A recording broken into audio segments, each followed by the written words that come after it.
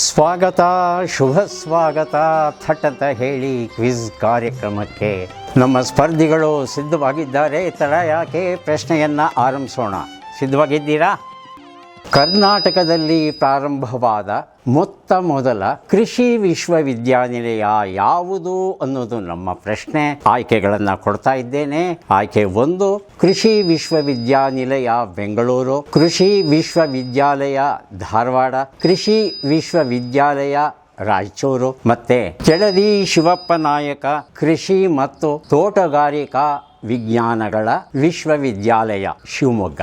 4 ಆಯ್ಕೆಗಳನ್ನು ಕೊಟ್ಟಿದ್ದೇನೆ. ಯಾವುದು ಸರಿಯಾದ ಆಯ್ಕೆ?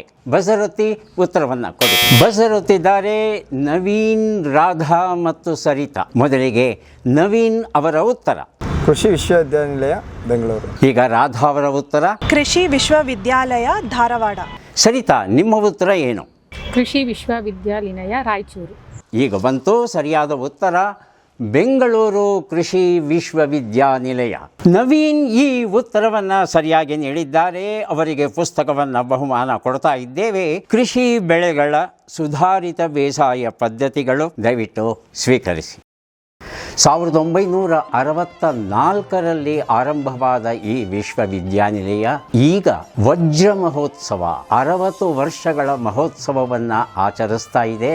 ಈ 60ರ ಸವಿ ಸಂಭ್ರಮದಲ್ಲಿ ವಿಶೇಷವಾದ ಕೃಷಿ ಮೇಳವನ್ನು ನಡೆಸ್ತಾ ಇದ್ದೇವೆ. ಇದೇ ನವೆಂಬರ್ 13, 14, 15 ಮತ್ತು 16 4 ದಿನಗಳ ಕಾಲ ಈ ಕೃಷಿ ಮೇಳ ನಮ್ಮ GKVKಯಲ್ಲಿ ನಡೀತಾ ಇದೆ. ಆ ಕೃಷಿ ಮೇಳಕ್ಕೆ ತಾವೆಲ್ಲ ಬರಬೇಕು ಅಂತ ಪ್ರೀತಿಪೂರ್ವಕ ಆಗ್ರಹವನ್ನು ವ್ಯಕ್ತಪಡಿಸ್ತಾ ಇದ್ದೇವೆ.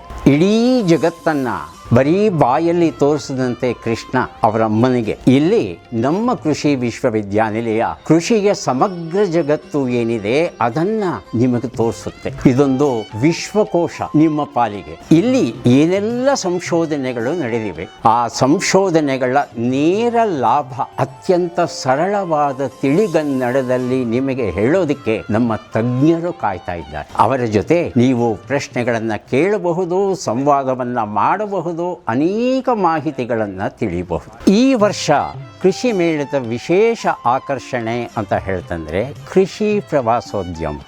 ಎಲ್ಲ ಕೃಷಿ ಪದಾರ್ಥಗಳನ್ನು ಅವುಗಳ ಸಹಜ ಸ್ವಾಭಾವಿಕ ಪ್ರದೇಶದಲ್ಲಿ ಹೇಗೆ ಬೆಳೀತಾರೆ ಅವನ್ನ ಕಣ್ಣಾರೆ ನೋಡಬಹುದು. ನಾವೆಲ್ಲ ಕಾಯ್ತಾ ಇರ್ತೇವೆ ನಿಮಗಾಗಿ. ಬರ್ತಿರಲ್ವಾ? ಬಂದೇ ಬರ್ತಿರಲ್ವಾ? ಖಂಡಿತ ಬನ್ನಿ. ಅಲ್ಲಿ ಮುಖತಃ ಭೇಟಿಯಾಗೋಣ. ನಮಸ್ಕಾರ.